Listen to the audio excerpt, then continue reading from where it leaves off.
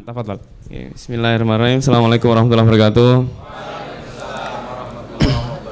Alhamdulillahirabbil alamin wassalatu wassalamu ala Rasulillah wa ala alihi washabihi ajmain. A'udzubillahi minasyaitonir rajim. Ya ayyuhalladzina amanu wa qulu qawlan sadida yuslih lakum a'malakum wa yaghfir lakum dzunubakum wa may yuti'illah wa rasulahu faqad faza fawzan 'azima. Oke, teman-teman sekalian, alhamdulillah ini mungkin yang sudah ketiga kalinya saya di teras dakwah dan suasananya selalu berbeda, selalu berubah. Dan ini alhamdulillah saya sudah tidak lagi, kalau kemarin-kemarin ini sharing tentang gimana proses berhijrah. Insya Allah pertanyaan seperti itu kita nggak mengulang lagi, teman-teman bisa membaca buku ya, buku saya yang aku pernah pang.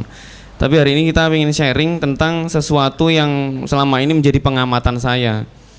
Setelah saya banyak membaca, setelah saya banyak mengamati, kemudian berpikir, kemudian melihat bagaimana situasi, itu saya jadi mencoba menyimpulkan gitu ya. Karena dari sekian banyak pengamatan ini ternyata ada sesuatu yang janggal di sekitar kita. Hari ini mungkin kalau di Indonesia secara fisik ya jarang kita temui ada orang mengaku beragama Yahudi atau keturunan Yahudi, kayaknya jarang banget deh ya. Tapi ada ya. Saya dulu pernah waktu SMA punya teman SMA ya, dia keluarganya dari keluarga Yahudi. Meskipun teman saya ini Muslim ya, tapi keluarganya, kakeknya itu agamanya agama Yahudi juga karena dia keturunan Yahudi. Kemudian saya waktu setelah berhijrah, kemudian tahun 2010 saya kenal, mungkin sebelumnya ya, saya pernah tahu tahun 2006 itu rapper dari Bekasi namanya Tufail Al-Ghifari, beliau juga keturunan Yahudi. Kemudian saya juga sering ngobrol-ngobrol dengan beliau ya, dulu bagaimana kehidupan beragama dari keluarganya dan sebagainya, menarik sekali. Dan ini memang kita jarang ketemu secara fisik dengan orang-orang seperti itu. Tapi ternyata sehari-hari di lingkungan kita dan bahkan mungkin apa yang kita lakukan itu tidak terlepas dari cengkeraman mereka. Mereka itu sangat anonim ya, sangat anonim. Anonim itu maksudnya apa? Mereka fisiknya nggak kelihatan, tapi pengaruhnya dahsyat sekali. Fisiknya nggak kelihatan, tapi mereka memenangkan seluruh aspek ya, bidang yang ada di sekitar kita, yang ada di lingkungan kita, yang selama ini kita geluti. Ya. Bahkan bisa dikatakan bahwa hari ini tidak ada satupun bidang aspek dalam kehidupan kita yang tidak mendapatkan campur tangan dari mereka atau tidak diusik sama mereka, semuanya ya. Dan mereka itu melakukan itu, kitanya banyak yang nggak sadar, hanya sebagian kecil dari kaum muslimin saja yang sadar, kemudian mereka berhati-hati. Tapi rata-rata dari kita banyak yang nggak peduli, bahkan jangankan sadar, dikasih tahu nggak peduli ya. Ketika kita sudah nggak terlalu peduli dengan masalah semacam itu, maka sebetulnya apatis itu akan menjadi bumerang buat kita. Artinya kajian ini sebetulnya bukan hanya ingin memberitahu ya beberapa pengamatan yang saya lakukan sebelumnya, tapi harapannya ada semacam action gitu ya, ada semacam tindakan yang bisa kita lakukan, bukan tindakan-tindakan yang bodoh yang istilahnya kemudian kita menjadi membenci mereka tanpa alasan. Tidak, kita tidak diajarkan menjadi agama yang begitu. Kita sebagai seorang muslim harus memperlakukan mereka-mereka di luar Islam itu dengan sangat ramah, dengan baik, dengan adil. Tapi beberapa hal yang memungkinkan kemudian mereka itu mengusik kita di bidang-bidang itu, maka yang pertama yang harus kita lakukan adalah kita tahu dulu bagaimana mereka mengusik kita ya. Kemudian kita bersikap hati-hati terhadap apa yang mereka lakukan kepada kita. Kemudian berikutnya kita membuat tandingan. Tandingan itu maksudnya apa? Karena selama ini kita nggak bisa sejak umat Islam itu menjadi terpuruk, kemudian mereka menjadi berjaya, itu sebetulnya bukan karena kita ini kalah, sebetulnya bukan kalah, tapi karena kitanya sendiri yang jauh dari agama, sehingga kita, kehormatan kita jadi hilang, sehingga sebuah bangsa, budaya, agama yang itu seharusnya di dalam Al-Quran disebut berkali-kali oleh Allah sebagai pembangkang dan sebagainya, mereka justru menjadi melebihi kita dalam berbagai aspek. Oke, teman-teman sekalian, sebelum kita memulai, saya ingin memulai dengan ayat ini, ya, supaya teman-teman tahu bagaimana tabiat. Ini bukan sebuah tuduhan, karena ini Allah yang menceritakan kepada kita, Allah yang menyampaikan kepada kita. Ini bukan sebuah antisemit yang membenci tapi tidak beralasan, ya. Intinya begini, di dalam surat Al-Baqarah ayat 120 ini bisa menjadi sebuah parameter awal, ya. Tapi bukan untuk membenci pukul rata, bukan. Tapi ini untuk parameter awal, bahwa orang-orang Yahudi dan Nasrani tidak senang kepada kamu hingga kamu mengikuti agama mereka. Ya, kalimat ini di dalam ayat ini sebetulnya menjadi peringatan dari Allah kepada kita agar kita itu hati-hati gitu aja, hati-hati, karena mereka itu nggak akan senang. Ini kalimat ini bukan kemudian muncul gitu aja, ada landasan sejarah yang sangat panjang. Makanya dulu Bani Israel itu ya sejak keturunan Nabi Ibrahim dan seterusnya gitu ya, sejak keturunan Nabi Ishak ya, seterusnya disebut Bani Israel. Kemudian dulu nabi-nabi itu diutus di sana ya, di dalam Bani Israel itu. Kemudian banyak di antara mereka yang didustakan, banyak yang dibunuh, banyak yang dinistakan bahkan, dan seterusnya. Kemudian mereka dengan sangat bangganya, dengan kesombongan mereka mengatakan bahwa ya mereka lah bangsa terpilih. Tapi kemudian Allah menghinakan mereka dengan diutusnya nabi terakhir itu bukan dari mereka. Itulah kenapa Yahudi dan Nasrani dari kalangan Bani Israel itu nggak suka banget sama umat Islam itu dalam konteks itu. Kalau mereka nggak ngerti sejarah, mungkin mereka nggak akan peduli dengan ini, ya. Tapi kalau mereka ngerti sejarah dan mereka betul-betul kafah dalam agama mereka akan nggak terima. Ya, itu sudah menjadi keniscayaan. Itu Al-Quran yang mengatakan demikian. Karena diutusnya Nabi Muhammad SAW itu ya, yang bukan dari kalangan Bani Israel, itu membuat mereka jadi mati kutu. Ya, ternyata penutup nabi, penutup rasul justru bukan dari kalangan mereka. Itu menunjukkan bahwa kemuliaan yang tertinggi, yang terakhir, yang menutup seluruh nabi-nabi yang lain ternyata dulu justru dari bangsa Arab. Itu mereka nggak terima banget. Makanya dulu kalau kita baca sejarah, coba baca bagaimana ketika Nabi SAW diutus pertama kali, ya, kemudian menceritakan kepada Warokoh, ya, keluarga dari istri Nabi ketika itu, Khadijah, yang menjadi pendeta Nasrani kan ya, jadi pendeta Nasrani yang masih objektif banget dan masih lurus begitu ya. Kemudian dia mengatakan, seandainya aku tetap hidup ya, sambil menemani suamimu ini, maka aku akan membelanya mati-matian.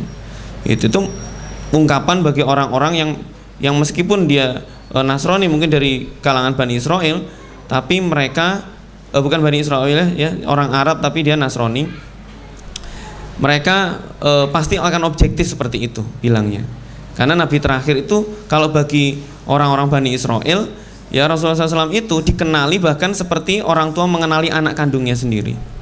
Ya, itu seperti itu. Tanda-tandanya semua mereka udah paham. Suatu ketika Abu Thalib, paman Nabi, pernah mengajak Nabi SAW itu pertama kali berdagang ke Syams. Ya, ketika itu Nabi ya ketahuan ada tanda-tanda kenabian pada saat Nabi masih kecil waktu itu.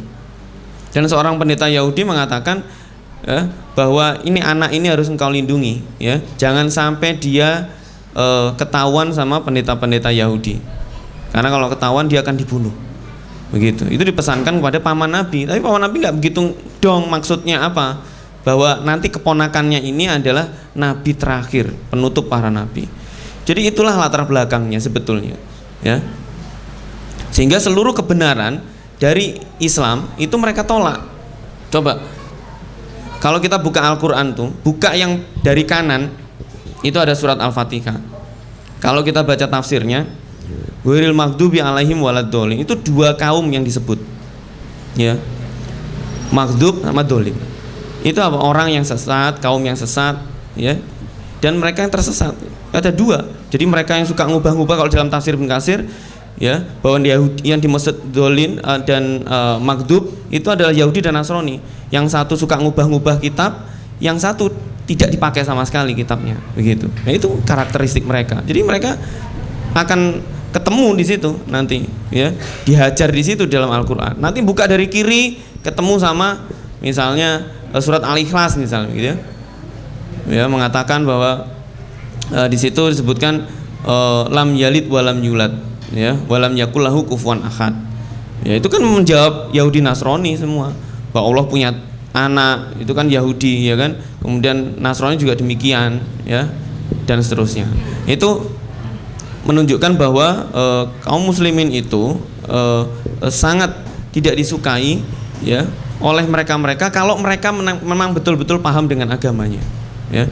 Kemudian sesungguhnya kamu dapati orang-orang paling keras permusuhannya terhadap orang-orang beriman adalah orang-orang Yahudi dan orang-orang musyrik.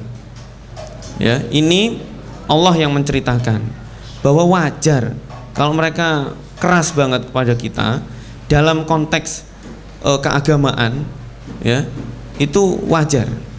Makanya kalau sekarang ini disebutkan di sini tambahannya orang-orang musyrik, ya. Jadi kalau ada di sekitar kita, misalnya contoh saja ya kasus Rohingya misalnya begitu ya, itu wajar, ya, wajar karena memang seperti itu tabiatnya, ya. Sehingga kalau ada yang baik itu sebetulnya karena kekurang pahaman mereka terhadap agama mereka sendiri, karena settingan defaultnya itu udah begini kata Allah.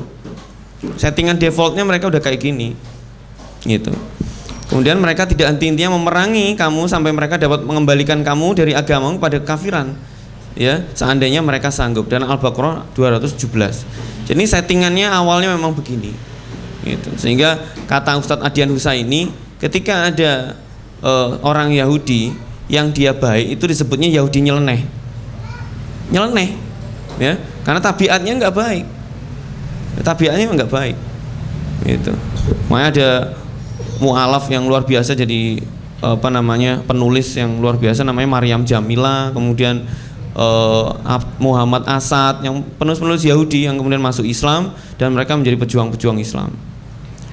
Kemudian surat Al-Anfal, sesungguhnya orang-orang kafir menafkahkan harta mereka untuk menghalangi orang-orang dari jalan Allah. Ini menunjukkan bahwa mereka itu saling tolong-menolong. Itu kebiasaan mereka. Makanya kalau teman-teman tahu bagaimana berdirinya negara Israel itu, kalau teman-teman tahu sejarahnya, ya, itu mereka itu punya foundation luar biasa di seluruh dunia. Itu banyak sekali. Yayasannya itu banyak sekali. Ya, itu disebutkan dalam berbagai bidang. Saya pernah ketemu dengan salah satu relawan yang luar biasa dari Sahabat Al-Aqsa. Beliau menjelaskan di Surabaya itu, menjelaskan slide-nya. Ini bidang ekonomi, ini bidang sosial, ini bidang apa, bidang militer, ini bidang apa gitu. Itu yayasannya itu puluhan jumlahnya seluruh dunia, dan itu bukan yayasan kecil, yayasan yang sangat besar. Duitnya itu jutaan US dollar untuk membuat program-program di seluruh dunia. Salah satunya misalnya seperti Ford Foundation, ASEAN Foundation. Itu yayasan-yayasan Yahudi yang mendanai orang-orang Indonesia, dosen-dosen Islam, ya, di perguruan tinggi Islam, disekolahkan gratis ke Amerika, ke Inggris, ya, ke Eropa untuk mempelajari Islam, tapi dari kalangan orang-orang orientalis, orang-orang yang tidak beragama, orang-orang Yahudi yang mereka sebetulnya mengajarkan Islam bukan untuk supaya mengagumi Islam, bukan, tapi untuk mencari celah untuk diputarbalikkan, ya. Kalau mau dibilang celah keburukan Islam, maka saya katakan Islam nggak punya keburukan. Tapi ini celah untuk dibolak-balik ajarannya, ya, gitu. Metodologinya dirusak, ya, supaya memahaminya jadi salah semua, kayak gitu. Itu foundation baru 1-2 saya sebut, ya. Saya sayangnya tidak menampilkan di sini, ya, karena waktu itu saya nggak minta slide-nya dari salah seorang ustadz itu. Ini luar biasa, merinding banget. Bahkan kultur mereka itu kultur menafkahkan hartanya, menyisihkan hartanya itu sudah biasa. Makanya nggak heran hari ini, ya, perusahaan-perusahaan multinasional, fast food, pakaian, semua yang sifatnya lifestyle, ya, itu banyak sekali dari mereka yang kemudian perusahaan-perusahaan itu menyumbang untuk berdirinya negara Israel. Itu masya Allah, banyak sekali. Kita bahkan sampai sampai bingung itu. Kalau tahu daftarnya produk-produk Zionis itu, yang pro dengan Zionis, itu sampai bingung gimana caranya menghindar dari produk-produk ini, saking banyaknya. Dan mereka itu menyumbangnya bukan kayak kita, kalau nyumbang duit cuma ada di dompet 5.000 gitu, enggak begitu. Nyumbangnya itu jutaan US dollar per bulan. Kalau 1 juta US dollar, 1 juta itu nolnya 6 ya. Itu kalau dikurskan ke 13 M, itu baru 1 juta. Itu mereka puluhan juta US dollar mereka sumbangkan itu untuk berdirinya negara itu. Makanya kalau berapa tahun yang lalu saya sempat ketemu dengan salah satu owner pemilik perusahaan hijab ya terbesar di Indonesia waktu itu ya. Saya ngobrol-ngobrol dengan salah seorang direkturnya waktu itu. Dia menceritakan kalau ownernya ini selalu menyumbangkan sekian puluh M ya setiap tahunnya kepada Palestina. Saya kaget. Masya Allah, luar biasa berarti ya. Loh, antum jangan kaget dulu. Kami ini sekian puluh M itu nggak ada apa-apanya dibandingkan dengan ya yang Mac itu kalau nyumbang ya kan. Sama cocol-cocol itu ya kan, kalau minumnya seger-seger siang-siang itu ya. Itu Masya Allah, itu nggak ada apa-apanya. Itu mereka bisa menyumbang kayak gitu, itu mungkin dalam hitungan hari udah bisa mereka. Dari mana mereka bisa nyumbang kayak gitu? Dari kita, saya kasih tahu, dari kita yang beli kita gitu. Masya Allah, mereka itu luar biasa strateginya ya. Mereka cuma narik-narik kita begini di televisi ya, ayo seger nih ya, minum seger. Wah, gitu. Kitanya ya siang-siang nyari deh ya, buka kulkasnya tinggal milih begitu ya, itu kita ya gitu. Jadi kita mikirnya nggak sampai ke sana, tapi mereka mikirnya ke sana udah gitu. Kemudian orang-orang kafir itu membuat tipu daya. Nah ini nih, dan Allah membalas tipu daya mereka itu, dan Allah sebaik-baiknya pembalas tipu daya. Jadi mereka itu selalu bertipu daya, tapi Allah membalas tipu daya mereka hanya sih kalau konteksnya hari ini, maka balasnya belum nih. Belum, karena kita belum punya inisiatif untuk balas. Allah tuh nggak akan ngirimkan burung ababil lagi untuk menyelamatkan Palestina, itu nggak akan dikirim lagi. Itu hanya sekali aja dulu. Nah, bagaimana kemudian Allah membalas tipu daya mereka? Itu dari tangan-tangan kita, dari inisiatif, dari ide-ide kita, dari seluruh pergerakan-gerakan kita. Itu Allah membalasnya dengan gitu. Makanya kalau kita ini orangnya pasif, berislam pasif, itu nggak akan berdampak apa-apa. Orang berhijrah bisa banyak, di setiap kota semuanya pada ikut kajian. Tapi kalau mereka nggak bikin gerakan-gerakan yang mereka menanamkan militansi dalam berislam, itu nggak ngefek apa-apa dalam gerakan Islam tuh. Itu seperti buih di lautan kata Nabi. Jadi banyak, tapi kalau udah di pinggiran ini jadi buih.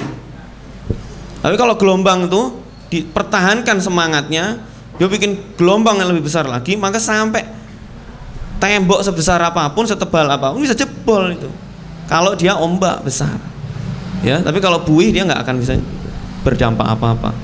Kemudian saya kenapa kok selalu menggambarkan tadi ayat tadi, karena ternyata bocor gitu, siasat mereka ini bocor ya.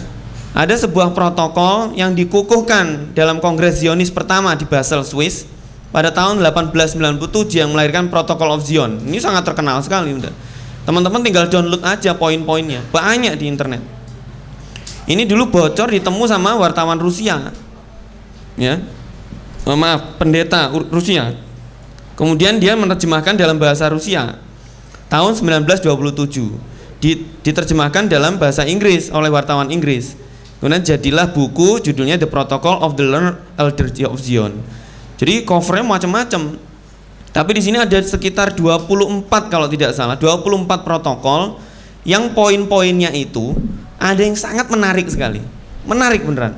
Dan kita sebagai anak muda kalau enggak mengakui ini bego bener serius.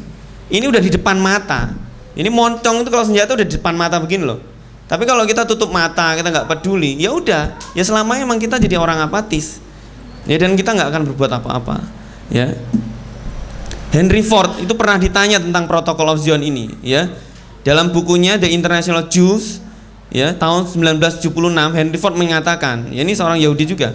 Jika saya ditanya tentang asli atau tidaknya protokol of Zion ini, maka saya tidak akan mau masuk dalam perdebatan panjang itu.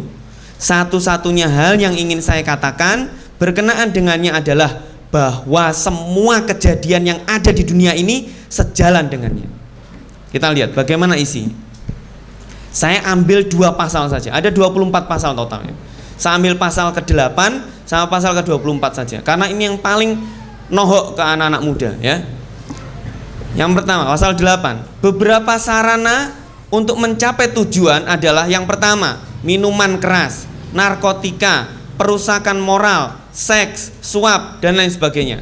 Hal ini sangat penting untuk menghancurkan norma-norma kesusilaan di masyarakat. Untuk itu, konspirasi harus merekrut pendidik, tenaga-tenaga muda untuk dijadikan sarana pencapaian tujuan tersebut. Coba, gimana caranya menguasai itu? Coba ya. Mereka menguasai lewat sektor pendidikan. Makanya mereka mengirimkan mahasiswa-mahasiswa sekolah ke sana, dikasih beasiswa. Ya, coba saya pernah ya ikut program beasiswa ke luar negeri.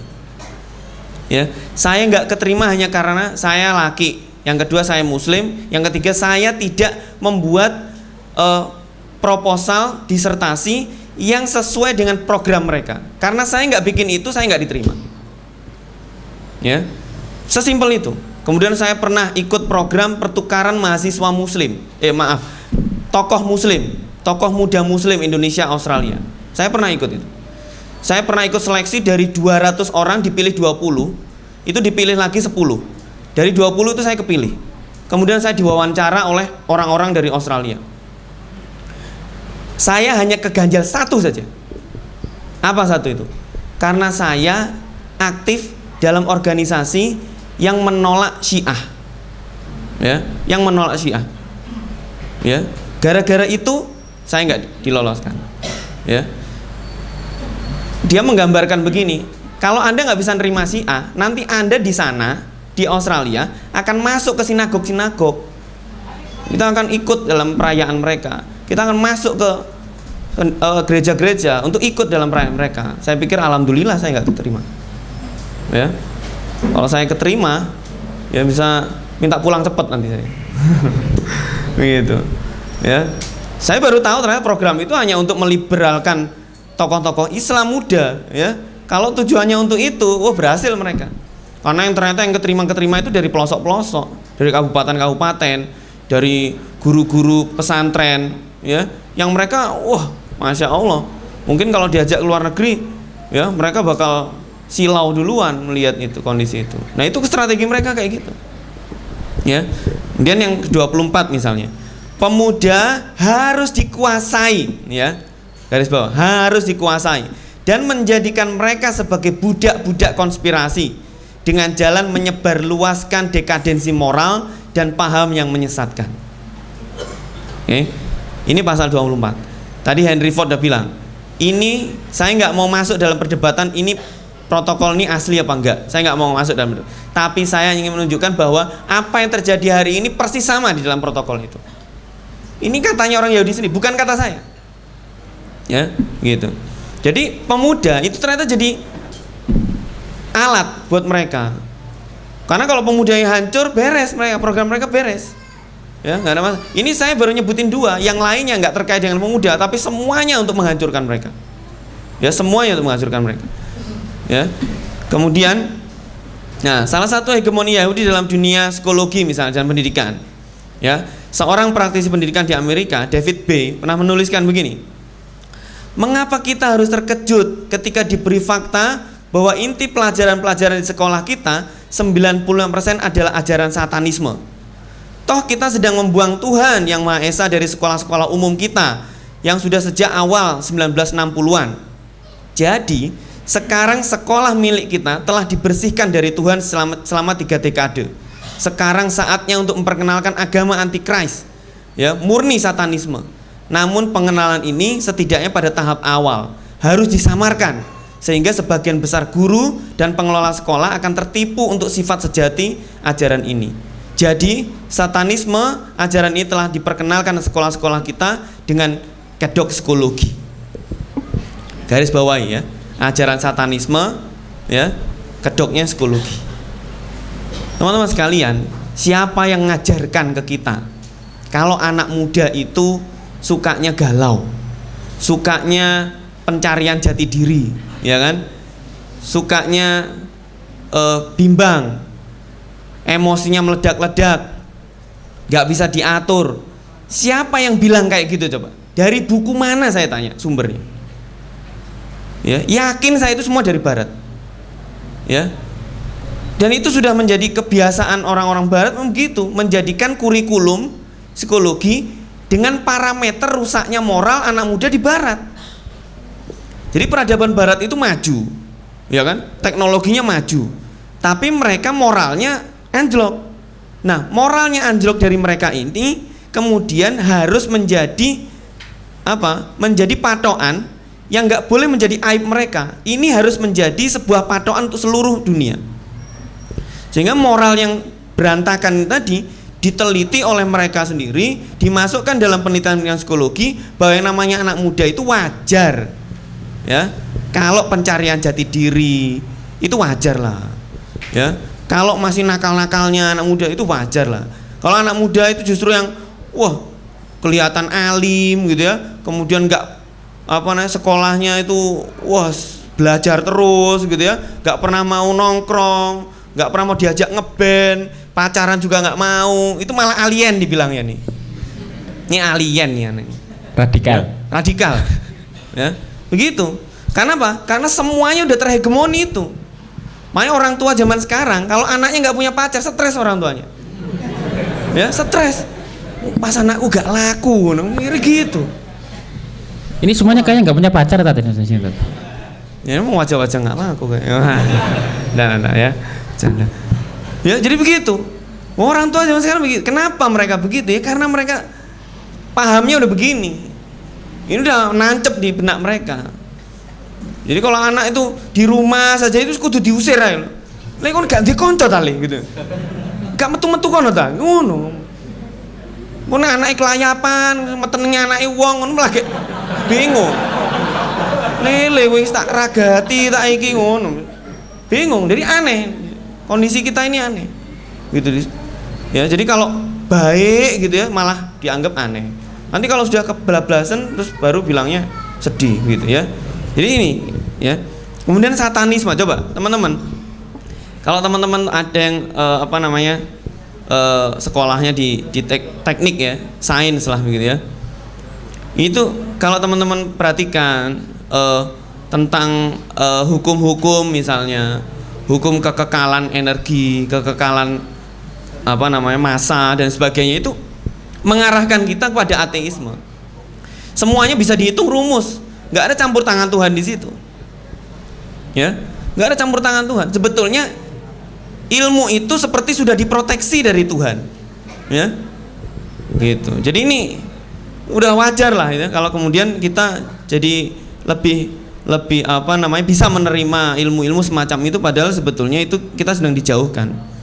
Nah, setelah psikologisnya dirusak, kemudian dihegemoni dengan apa? Difasilitasi. Nah, ini teman-teman. Ini foto yang saya ambil dari komunitas Bir Gembira, ya. Bir Gembira. Aktivitasnya itu nongkrong-nongkrong minum bir bareng. Wah, itu. Sebentar Tat, sudah nggak usah dilihat lebih-lebih. Ya. Sedikit aja ngelihatnya. Yang manyun-manyun nggak usah dilihat, ya. Gitu. Ya saya ingin menunjukkan ini bahwa kondisi di luar tuh kayak gini. Mereka itu seperti membuat komunitas, ya, mengemas sesuatu yang buruk dengan jargon-jargon yang normatif, yang manusiawi. Jadi misalnya ini yel-yel mereka, slogan mereka itu ininya dituliskan kalau di sosmed itu tahu batasnya. Jadi mendem juga apa-apa, pokoknya ngerti batasnya. Ngono. Ya. Kayak gitu. Ya. Jadi ini slogan mereka kayak gitu. Miras, narkoba, pergaulan bebas, LGBT ini satu paket biasanya. Ya. Mereka itu kalau di YouTube kampanyenya, masya Allah, ya, yang diwawancara ini arsitek, gitu. Wah, gimana menurut Anda tentang ya minum tapi tahu batasnya? Iya, memang kita itu yang penting nggak ganggu orang lah. Mabuk boleh silakan tapi nggak ganggu orang, nyantai aja. Ya, tahu batasnya, begitu. Nanti ada lagi artis, terus ada lagi seniman, ada diwawancara kayak gitu. Jadi mereka mengambil tokoh-tokoh anak-anak muda, kemudian mempropagandakan kayak gitu. Aktivitas mereka kadang kunjungan, ya, kunjungan ke pabrik bir. Wah, melihat proses bir, wah ternyata luar biasa, ya gini gitu. Coba. Jadi kemungkaran dikemas dengan gaya hidup yang luar biasa, ya, sehingga orang-orang yang nggak ngerti sama sekali, yang polos banget, ya, dia ngelihatnya ini apa, yang jauh dari agama pasti ngelihatnya, oh iya yo, mendemi pokoknya gak garai wonge, gak masalah, bener iki, ya, ini nyeruput dong berarti gak apa-apa, ngono mikirnya, ya, itu, ya, ya sama seperti kalau berzina, berarti berzina pokok gak meteng, gak apa-apa, nah ini ruwet yang ini ya. Wah, naudzubillah ya. Jadi kalau dalam Islam itu kalau sudah haram itu yang sedikit juga haram. Ya. Jadi masih on demek ngene tok ya. Dosane ya langsung kehitung ini. Padha wae ya. Gitu. Jadi enggak harus hamil ya, tetap aja dia dosa. Nah, kemudian apa yang menjadi sarana ya Yahudi dalam hegemoni kepada anak-anak muda ya? Ini sarana-sarananya ya, media massa yang pertama. Teman-teman sekalian, seluruh dunia media massa itu ya, yang besar-besar, yang raksasa-raksasa itu semuanya milik orang Yahudi, semuanya. Enggak ada satupun yang enggak. Ya, semuanya. Jadi seluruh kantor berita begitu. Nah, kalau seluruh kantor berita raksasa di dunia ini milik mereka, itu yang kroco-kroco di negara-negara itu semua ada ngambil beritanya di sana. Yang nyetir itu mereka, saham-saham mereka ini ada di sini. Ya, ada di sini. Berarti yang setiap hari di TV, terus koran-koran yang setiap hari kita baca itu juga hubungan gini, Tete. Jadi pernah teman-teman lihat misalnya di koran mana gitu, lokal misalnya ya. Dulu tentang 11 September. Wah, ini kejanggalan 11 September. Ada nggak kayak gitu? Oh, nggak ada. Kalau ada yang berani begitu, ya besoknya tutup itu kantor itu. Serius ini saya, ya, karena luar biasa, hegemoninya luar biasa. Ya saya dulu makanya belani kuliah media itu waktu S2. Itu karena banyak dari media muslim itu ya, mereka satu-satu bilang, wih, kamu harus kuliah media nih, karena banyak yang anak-anak muda sekarang ini nggak paham nih soal ini. Makanya kuliah di situ supaya nanti teman-teman bisa paham lah bagaimana cara menyikapi media-media kayak gitu. Nah, ini contohnya. Ini film ya. Universal Studio Yahudi, Fox 20th Century Fox ya, Yahudi juga. MGM Yahudi juga. Warner Bros Yahudi juga. MGM juga. Paramount juga gitu. Semua Yahudi. The Hollywood Jews created a powerful cluster of images and ideas. So powerful that in a sense they colonize the American imagination. Ultimately, American values came to be defined by the movies and Jews made. Jadi, cara membentuk image, ide-ide, ya supaya orang tuh berubah semua. Kemudian mereka mengimajinasikan sebuah kehidupan yang mungkin kalau dalam bahasa kita ini realitas yang tidak nyata ya, realitas di dunia maya. Itu settingannya Yahudi banget. Dan itu semua simbol-simbol itu masuk ke sana. Ya bukan hanya simbol-simbol fisik ya, tapi dari cerita, tapi dari segi narasi, dari segi tokoh yang ditampilkan, itu semua luar biasa gambarannya. Ada, kalau teman-teman tahu Adam Sandler, ada yang pernah nonton nggak? Artis Hollywood ya, Adam Sandler. Itu seluruh filmnya selalu ada pesan-pesan Yahudinya, selalu itu. Dan itu disengaja memang, dia Yahudi tulen yang bencinya kepada orang Islam luar biasa. Jadi hampir seluruh film. Saya dapat buku, ya, saya nggak tahu saya tulis di sini apa enggak ya. Ya enggak. Jadi saya pernah dikirimi buku. Ada teman saya kursus bahasa Inggris waktu itu, dia kuliah di Amerika. Waktu itu saya kontak beliau, Pak, kalau ada saya dicarikan buku ini, ya judulnya itu Real Bad Arabs, judulnya. Itu buku, ya disertasi dari seorang Arab yang sedang meneliti film-film di Hollywood. Dia menuliskan ada 900 film Hollywood yang di situ dibuat oleh Hollywood secara khusus, ya. Wah, ada stuntman ini, stunt cat ini ya, masya Allah, ya. Luar biasa. Ya, jadi ada 900 film Hollywood yang dibuat selama 20 tahun. Itu 900 itu semuanya ada pesan-pesan yang menyudutkan orang-orang Islam dan orang-orang Arab. Ya, luar biasa.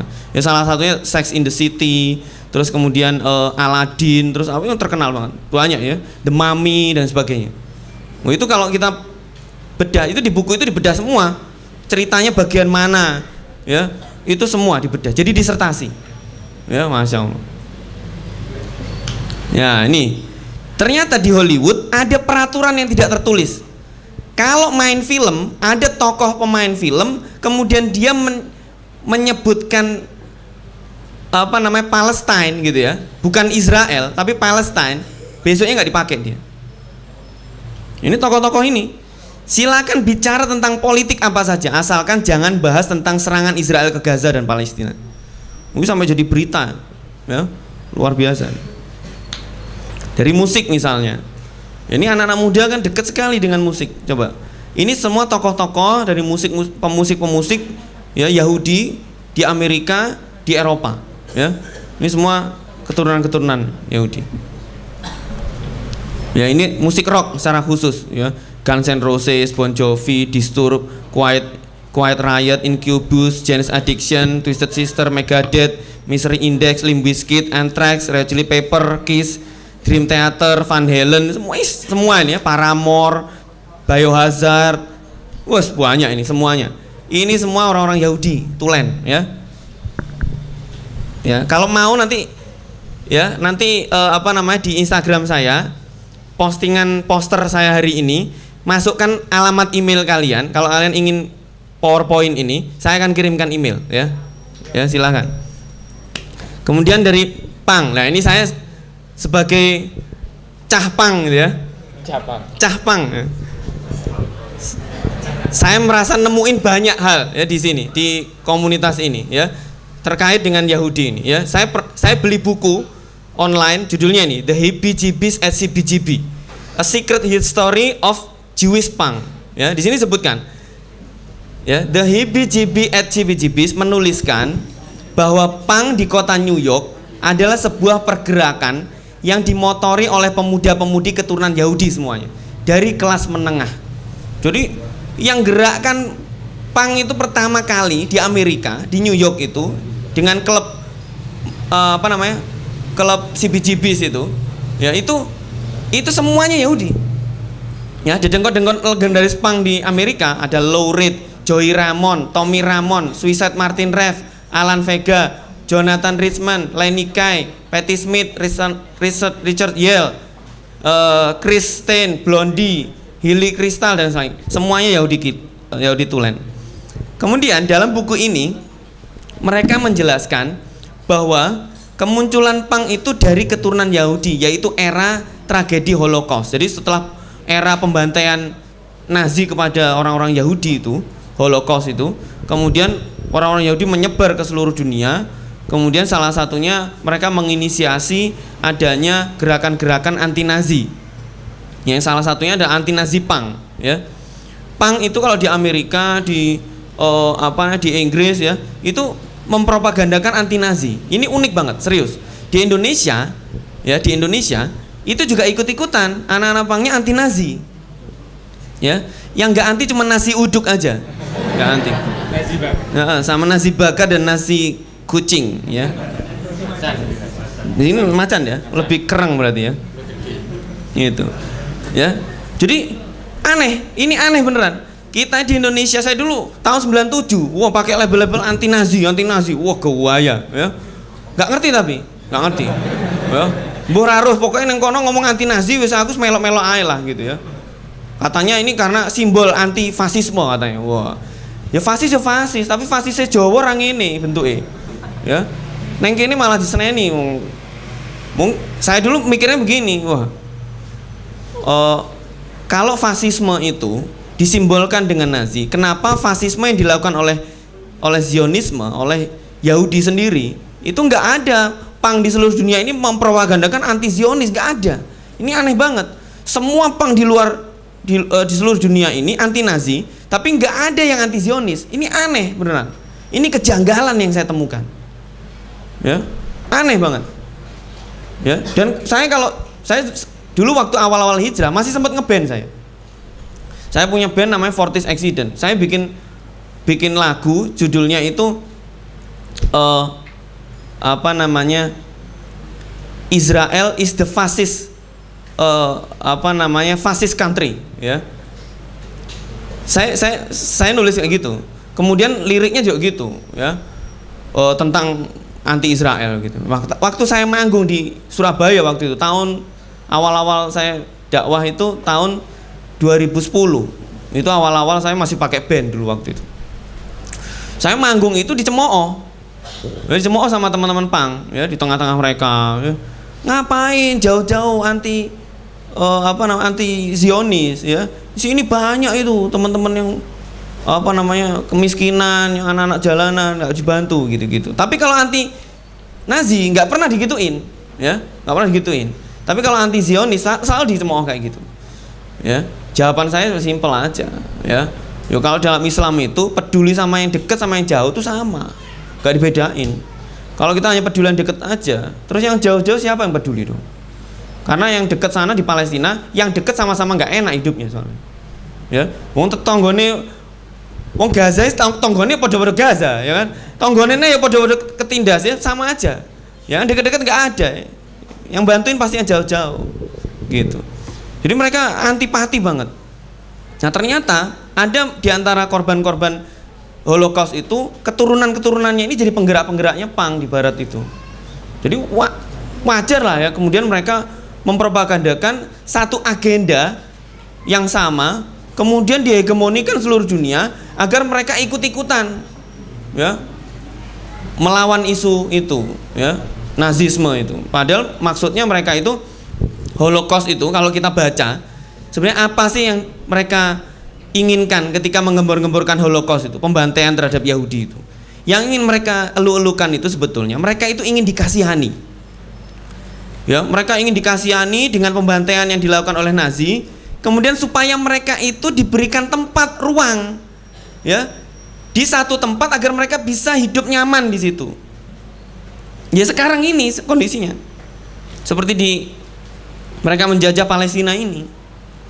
Itu karena keberhasilan mereka menghegemoni seluruh dunia, ya, bahwa mereka ini bangsa yang kasihan, di mana-mana diusir. Yahudi itu nggak punya negara, di mana-mana diusir karena selalu bikin recok selalu. Ya, bikin gara-gara terus, nggak pernah benar hidupnya, ya, begitu. Akhirnya mereka dibiarkan untuk membuat satu negara di situ, padahal itu konspirasi semuanya, ya. Nah, contohnya ini nih, Joey Ramone, ya. Ini aneh nih ya, di YouTube itu, ini Ramones itu band punk yang paling, pokoknya dewanya lah gitu ya kalau di anak-anak punk gitu ya, dewone pokoknya. Ini mungkin nek wong iki enek ngono, cek urip rene ngono teras dakwah. Wis disembah-sembah paling karo arek-arek pang ya. Karena saking ininya ya, saking dihormatinya. Joey Ramone itu keturunan Yahudi Tulen. Ya. Tapi pada saat diwawancara di YouTube, ada itu videonya di YouTube, ya. Pernah ditanya, "Apakah kamu keturunan Yahudi?" Jawabnya dia bingung jawabnya itu. Ki jawab atau gak jawab, kikuk dia, bingung. Padahal di literatur udah banyak mengatakan bahwa iya memang dia mengakui sendiri dalam beberapa kesempatan dia mengakui bahwa dirinya ini keturunan Yahudi Tulen. Kenapa ketika media massa mewawancara dia nggak mau bilang? Gitu. Pasti ada sesuatu yang disembunyikan nih. Kenapa dia nggak mau ngaku? Kan begitu. Ya. Nah, di dalam komennya menarik di YouTube masih ada sampai sekarang. Ya, bahasa Inggrisan. Ada komen orang ya namanya Jesse Fox. Dia nulis di sini. Joey adalah pembohong sialan katanya. Dia penghisap banyak ganja dan dia juga mengkonsumsi kokain dan juga peminum berat. Anda harus baca buku A Sleep with Joey Ramone yang ditulis oleh saudara sendiri Mickey Lee untuk menghilangkan semua rasa hormat kalian terhadap Ramones katanya. Pertama-tama Ramones itu menjual jiwa mereka kepada setan. Yang harus Anda lakukan adalah mendengarkan lirik lagu Mental Health yang mengatakan bahwa setan ada di kepala saya untuk menemukan kejelasan. Aku ingin tahu apakah ada orang yang pernah mencoba memainkan lagu itu mundur. Kami para anak-anak punk sudah dibohongi karena Ramones bukan penemu genre musik baru. Mereka tidak mungkin melakukannya. Mereka adalah 4 orang pasien langsung dari rumah sakit jiwa Saint Vincent yang digunakan untuk industri musik untuk merekayasa sosial. Joey adalah penderita skizofrenia dan dia bahkan tidak bisa mandi sendiri, memberi makan dirinya sendiri dan mengganti bajunya sendiri. Johnny Ramone, gitarisnya, lebih parah lagi, dia mau menyembah Charles Manson dan dia berkhayal menjadi pembunuh berantai. Jadi Charles Manson itu yang namanya diambil jadi Marilyn Manson itu ya. Marilyn Manson itu ngambil namanya Marilyn Monroe dan Charles Manson.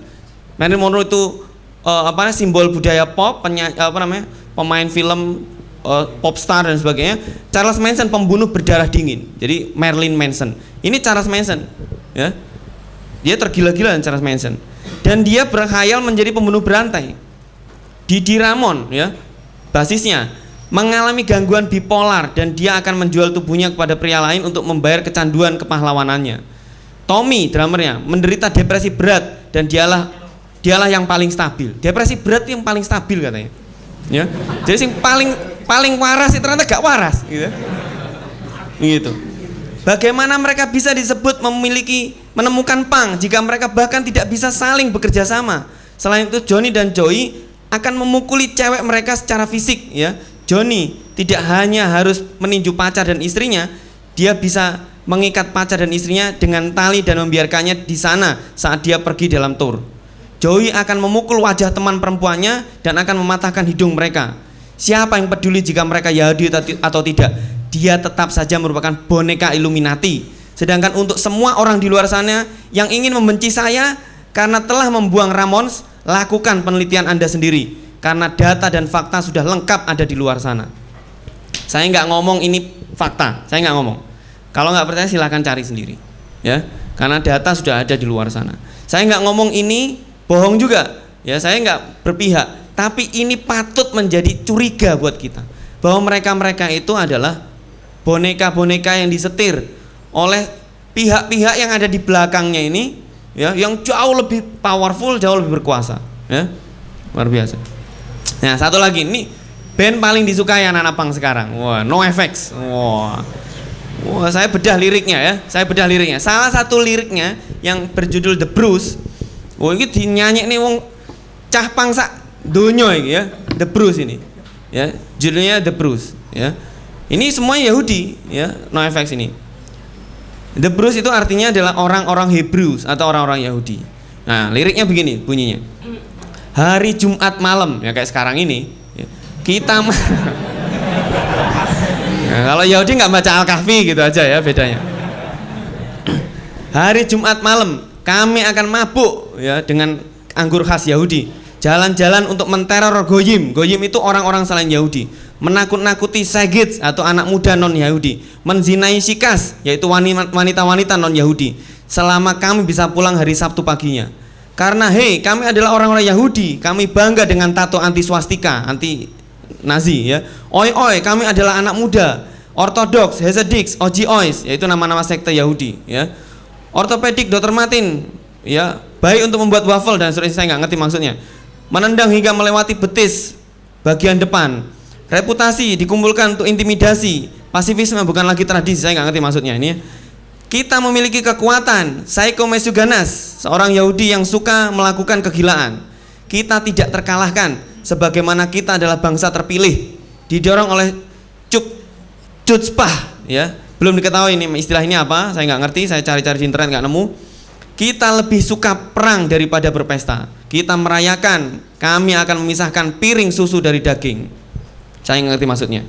Itu mungkin koser, ya. Koser itu makanan halal versi Yahudi, ya. Dia ingin mungkin menolak gitu, ya, makanan-makanan halal itu.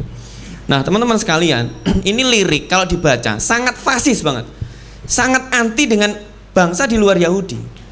Tapi kalau kita ini meneriakkan anti Yahudi, sama orang Yahudi nuduh, oh kamu anti Semit kamu. Jadi playing victim. Jadi kita itu dibenci mereka, dihina mereka, ditindas mereka. Ketika kita benci mereka, balas karena reaksi kita, mereka akan nuduh ini antisemit nih, ini orang fasis nih, gitu ya. Jadi kita teriak fasis dituduh fasis ya. Orang teriak woi maling gitu, wah iki malingnya gitu, lah ruwet lah ngono caranya ya kan. Itu kelakuan Yahudi kayak gitu. Coba kampanye mereka ketika mereka membunuh anak-anak kecil di Gaza, membunuh wanita-wanita di Gaza. Coba bagaimana kampanye mereka di media massa. Mereka menuliskan tentara Hamas menjadikan anak-anak dan perempuan sebagai tameng. Coba. Padahal kenyataannya mereka itu stres mau ngelawan tentara Hamas tuh. Wong fisiknya nggak kelihatan, tiba-tiba ngerudal ngilang lagi. Iki aku ngelawan sopo, stres mereka. Pulang nangis. Habis itu media masanya yang main. Yo iya kan? Tentara-tentara Israel IDF itu, Israel Defense Force itu, banyak foto-fotonya mereka pulang dalam kondisi stres. Loh karena Hamas itu tinggalnya di lorong-lorong di bawah, terowongan-terowongan. Mereka muncul gini cuman pada saat nembak saja nutup lagi. Digoleki ra enek. Gitu. Ya, jadi itulah mereka playing victim. Mereka itu menghancurkan kita tapi sekaligus menyalahkan kita. Ya, gitu. Ya, jadi subkultur punk ini ya banyak dari keturunan Yahudi. Mereka dilahirkan dengan mindset Yahudi. Makanya band-band era awal, Dramos, New York Doll, Patti Smith, Dictator, Blondie dan sebagainya ini ya NoFX, Bad Religion, Black Flag dan sebagainya semua ini semuanya adalah Yahudi. Dan mereka memang kulturnya itu diajak untuk membangkang. Coba, ciri khas Yahudi itu membangkang. Baca itu ayat-ayat dalam Al-Quran, dialog mereka dengan Nabi Musa. Buanggel. Apa nih istilah banggel? Buwetik. Meluwete nih bahasa Jawa ya. Meluwete nih bahasa Surabaya. Gitu. Iku nek aku dadi Nabi Musa tak antem iki piye. Ya. Mau ngangkel loh. Kalau berdoa nggak mau berdoa sendiri, nyuruh Musa mintain ke Tuhanmu, katanya gitu. Loh, ini lah mau wayak sih, gak gelem ndonga dhewe. Gitu ya. Nah, tadi saya sudah cerita tentang isu anti Nazi. Kemudian anarkisme. Nah, ini nih. Punk itu ideologi anarkisme ini lekat banget, ya. Ini jadi pembicaraannya jadi lebih spesialisasi ke punk ya, teman-teman. Mohon maaf jadi yang nggak pernah ya kuliah perpangan ya. Kuliah perpangan jadi ikut kuliah nih ya. Ini kuliah perpangan namanya. Jadi faham anarkisme itu buatan Yahudi. Jadi anarkisme ini jangan diartikan dengan kerusuhan gitu, bukan. Kerusuhan itu bukan anarkisme, teman-teman. Anarkisme itu faham. Beda dengan kerusuhan. Kalau ada demo, ada jangan anarkis, itu bukan anarkis sebetulnya. Ya. Jangan bikin kerusuhan, itu yang benar. Kalimatnya keliru. Anarkisme itu sebuah faham. Yang faham itu ya tujuannya dibuatnya faham itu adalah untuk meniadakan seluruh kekuasaan yang ada di muka bumi ini. Jadi nggak boleh ada otoritas di muka bumi ini. Jadi kalau ada kekuasaan maka di situ ada penindasan. Itu logika anarkis. Ya. Nah, ternyata tokoh-tokoh anarkis setelah saya pelajari, saya searching dan ternyata pencetus-pencetusnya faham ini semuanya Yahudi. Ya, contoh nih, Alexander Berkman. Itu dulu bacaan saya, Emma Goldman bacaan saya. Dua tokoh ini saya punya literaturnya sampai hari ini saya masih nyimpan. Ya. Ini ternyata orang-orang Yahudi tulen. Ya, jadi bangsa pembangkang ini ternyata nurun sampai sekarang. Ya. Kalian akan menemukan bahwa latar belakang orang-orang tersebut dilahirkan dari darah Yahudi dan dididik di keluarga Yahudi. Ya. Nah, ini bukan pengikut Salafi, ya. Bukan. Bukan karena dia nyunah mengikuti sunnah Nabi, bukan. Wah. Ini justru paling bertolak belakang dari sunnah Nabi. Ya, karena dia ini Yahudi tulen dah. Ya. Dia ini tokoh postmodern melahirkan paham namanya Marxisme. Nama orangnya Karl Marx. Ya. Ayahnya adalah pendeta Yahudi, pemabuk berat. Sejak remaja punya jadwal rutin untuk mabuk. Waduh, jadwal mabuk aja punya jadwal. Ya. Kalah pelajaran SD ya, ada jadwalnya. Keluarganya hancur karena hutang, pemarah, temperamen, emosional, perokok berat. Wis, itu. Ini kemudian dia ya hari ini ya, kalau kita tanya ada aktivis-aktivis kiri di kampus-kampus ya kan, wah kalau kita baru unyu-unyu pengen belajar gitu ya, pasti dikasih Das Kapital nih, bukunya Marx nih wocon, ngono ngomongnya, itu udah semacam kitabnya Cah Kiwo pokoknya ya, ngomong apa nih ngaran, orang anak-anak kiri ya, udah bacaan wajibnya, itu, padahal konyol banget, keluarganya banyak utang, ekonominya hancur, tapi dia muncul sebagai tokoh yang katanya bisa benerin sistem ekonomi, ya, bisa benerin ekonomi di masyarakat. Ini konyol banget, ya. Kemudian, ya, yang Muslim itu yang banyak menjadi pengikut-pengikutnya. Ya, nah ini konyol ya, teman-teman. Nah, apa yang harus kita lakukan? Yang pertama, kalau kita ingin mengembalikan izah kita, kehormatan kita, maka satu, hentikan mengagumi mereka, hentikan. Jadi kita ini kan gara-gara kagum nih sama Barat, tuh kagumnya luar biasa. Melihat negara, maju kok gini ternyata, masya Allah, itu kagum. Kemudian kekaguman kita tidak berhenti di situ, kemudian membuat kita jadi merasa kecil, merasa nggak bisa apa-apa, dan mereka keren, sehingga kita ngikut semua apa yang dari mereka. Ini nggak benar. Kalau kita kagumi mereka, tapi kemudian kita adopsi setiap sesuatu yang positif dari mereka, kemudian kita tambahkan dengan nilai-nilai Islam, itu jadi luar biasa hasilnya, ya. Jadi nggak, kita ini bukan kemudian secara pukul rata anti kepada mereka, anti kepada peradaban mereka, enggak. Kita itu diajarkan untuk mengambil kebaikannya dari manapun nilai-nilai itu, kemudian kita dengan nilai-nilai Islam, kemudian disitulah letak kekuatan kita. Ya, Khalid bin Walid saja strategi perang itu belajarnya dari Romawi. Ya, Khalid bin Walid itu panglima perang, nggak pernah kalah satu kali pun selama hidupnya. Ya, dari mana dia belajar perang? Ya, apakah bapaknya dari kecil ngajak main catur terus itu? Enggak. Ya, enggak. Rainek catur biyen. Bapaknya itu pedagang luar biasa ya, kaya raya ya, Walid namanya ya. Ketika bapaknya ini selalu mengutus anaknya ini untuk berangkat berdagang ke Syam, kemana itu, anaknya ini si Khalid ini yang dilakukan, dia jalan-jalan melihat kondisi ya negara-negara yang dijajah Romawi itu, di mana letak kekuatan mereka, itu dipelajari. Masih muda, masih kecil, tapi kerjaannya mempelajari itu, strateginya gimana, bagaimana mereka melatih tentara, itu pelajari semua. Ya makanya ketika perang itu, Yarmuk itu, wah, bikin strategi kayak mindah-mindah apa aja, ini pindah sini, lewat sini gitu. Nah sahabat kan bingung, loh, kamu kok kayak main catur aja mindah-mindahin ya. Iki wong kabeh iki, nyowo kabeh saenakmu dhewe gimana? Ya. Katanya Khalid, ini tempat main saya, kata ini nggon dolanku mbiyen. Artinya apa? Khalid bin Walid itu belajar dari Barat juga, tapi dia ambil itu ya, kemudian dipadu dengan nilai-nilai Islam, itu menghadirkan izah, kehormatan kita muncul lagi kayak gitu ya. Makanya jangan kagumi mereka. Mereka itu adalah peradaban yang miskin moralitas, nggak punya agama. Ya, kita hanya boleh mempelajari sesuatu yang sifatnya netral saja. Ya, teknologi boleh lah kita pelajari. Ya, hal-hal yang sifatnya normatif boleh. Ya, tapi jangan mengagumi mereka. Ya. Nah, kemudian ya ini kalimatnya Khalid nih, ya. Mereka mah cuma lalat. Jadi ketika Khalid itu berperang melawan puluhan ribu, ratusan ribu tentara Romawi, kata Khalid, mereka meskipun banyak, mereka cuma lalat.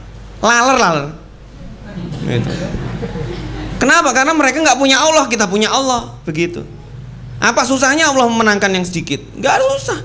Wong siji nek sredek iso menang. Ya, coba film-film kungfu itu, oh siji iso menang ya. Oh. Ya kan? Jadi berhenti mengagumi mereka, kemudian anggap mereka itu nggak punya power. Karena mereka nggak punya Allah. Tapi kalau kita merasa kita punya Allah, itu muncul kekuatan dalam diri kita. Ya, meskipun secara jumlah kalah, ya, secara teknologi kalah, tapi kita punya Allah. Ya, apa sih yang nggak bisa dari Allah? Ya. Kemudian lampaui keilmuan mereka. Nah ini letak lemahnya kita. Kita ini lemah ilmu, makanya kita ini nggak lebih baik dari mereka. Mereka itu kaum yang terhinakan oleh Allah. Tapi mereka ternyata sehari ini kebalikan, kitanya yang jadi terhina. Kenapa? Karena kita jauh dari ilmu. Ya, padahal kita ini agama yang ayat pertama turun ya wahyu itu Iqra bismi rabbikal ladzi khalaq. Tapi kita jadi kaum yang jauh dari ilmu. Baru-baru ini Islamic Book Fair tour ya, dari kota ke kota. Tak delok sepi kabeh. Masalah gak payu. Ya, toko-toko buku gak payu. Ya, buku ini masih ditulis wong 10 tahun nulis buku. Buku ini dadi didol 20.000 lah nek sing tuku. Padahal 10 tahun nulisnya. Ya coba, kita ini loh, Masya Allah. Yuk, ya kita bayangkan ya, Imam Bukhari misalnya. Nyari hadis tuh, puluhan kilo, ratusan kilo. Nyari satu hadis, ketemu hadis tuh ditulis. Ya, dikumpulkan jadi Sahih Bukhari. Tebel sakmene. Diganteni 150.000 tok lho kene si Eman. Nah, mikiri pirang tahun gak tuku-tuku. Jajal tuku sepatu Vans lho, tuku langsung. Bargone 500, 600 lho tuku. Tuku Sahih Bukhari wangel lho, 150. Masya Allah. Ya ini loh, Masya Allah. Kita itu nggak menghargai ilmu, nggak menghargai penulisnya, ya, dan nggak menghargai diri kita sendiri. Ya, nemen kita itu, kebacut. Ya. Kemudian melampaui prestasi mereka. Kalau sudah punya ilmu, kemudian kita itu perlu berkarya, teman-teman. Ya. Jadi kalau udah hijrah, ninti hijrah, misalnya gitu ya. Tapi kalau nggak menghasilkan karya, percuma. Kalau dalam surat Ibrahim tuh, ya ada perumpamaan kalimat yang baik. Orang kalau berpegang pada tauhid, itu seperti pohon yang baik, akarnya menghujam ke dalam, kuat. Ya, prinsipnya kuat, militansinya kuat. Kemudian batangnya menjulang ke langit. Wah, itu menunjukkan cita-citanya luar biasa. Karena akhirat orientasinya, gitu ya. Kemudian berikutnya apa? Membuahkan buah-buahan yang siap dipetik. Coba, itu apa maksudnya? Kita ini harus memberi manfaat yang banyak. Harus ada outputnya, teman-teman. Melok ngaji ku, nek wis setahun melok ngaji, mari ngono topiknya wingi tahun lalu hijrah, tahun niki ojek melok hijrah maneh gitu. Ini terus kapan munggah levelnya lo? Iya kan? Dulu levelnya udah harus lebih tinggi ya. Jadi enggak, yes gak ngono-ngono tok ae ngono lho. Jadi harus ada perbedaan yang signifikan dari tahun lalu dengan hari ini. Itu beda. Ya. Kalau hari ini kita jadi peserta, tahun depan terus jadi panitia. Gawe teras dakwah ning nggon-nggon liya ngono. Wah. Teras dakwah 1, teras dakwah 2, teras dakwah 3 ngono. Sampai bingung. Di-scroll ki teras dakwah kabeh kajiane. Ya. Itu. Jadi Masya Allah harus ada karya. Kalau nggak punya karya, kita ini kalahnya di situ karena nggak punya karya. Coba tadi Yahudi punya stasiun televisi, Masya Allah banyak sekali seluruh dunia.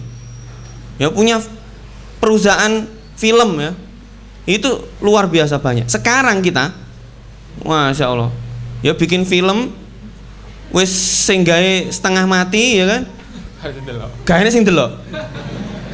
Ya, sing delok kudu dipaksa sik ae ta tuku tiket lho, Masya Allah iki dulurmu dhewe lho sing gawe. Mosok ngono lho sampai ngemis-ngemis ngono lho sing delok. Masya Allah kita ini. Ya, luar biasa. Itu. Jadi kita menghargainya juga rendah. Ya, jangan kita peka, jangan masuk perangkap mereka. Jadi aku ini untungnya ini bukan merek-merek Wahyudi ya. Wah. Saya kalau ngisi kajian gini ya, bukan ngisi sharing kayak gini. Kemudian enek label sing kuah-kuah itu loh, ya. Mau mangkel rasane. Gak ana sing liyane ta rek ngono. Ngono. Iki ngomong muru, iki ngombene ngene. Wah. Seperti apa ya? Wis gak matuk lah pokoknya. Gak masuk blas. Gitu. Jadi itu loh. Kepekaan kita terhadap perangkap-perangkap mereka itu nggak ini kita itu nggak peka ya. Akhirnya apa yang terjadi ya, kita ini dielu-elu mereka dengan gaya hidup itu menter kita. Oke, kita terima semuanya ya. Makanya mensupport produk-produk Islam itu penting, teman-teman. Mungkin lebih mahal sedikit oke lah, nggak apa-apa Tapi kita support jelas tuh.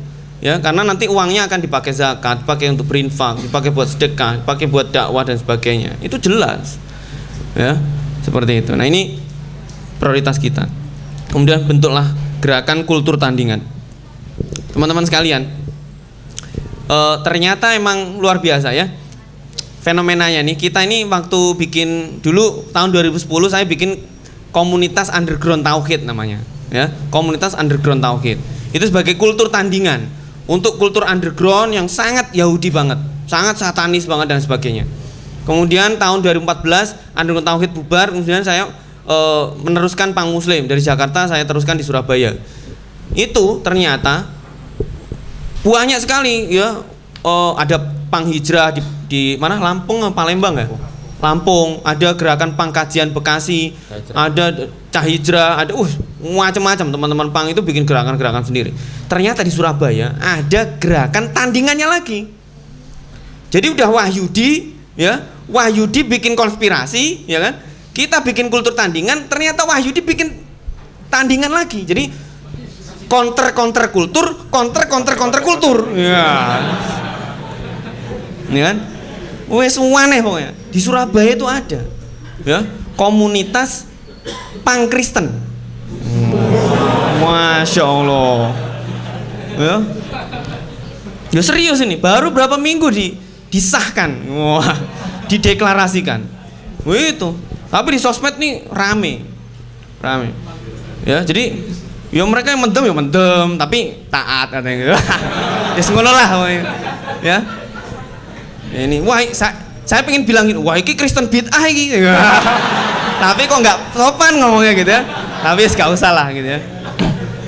Ya insya Allah itu ya yang bisa saya sampaikan. Wassalamualaikum warahmatullahi wabarakatuh.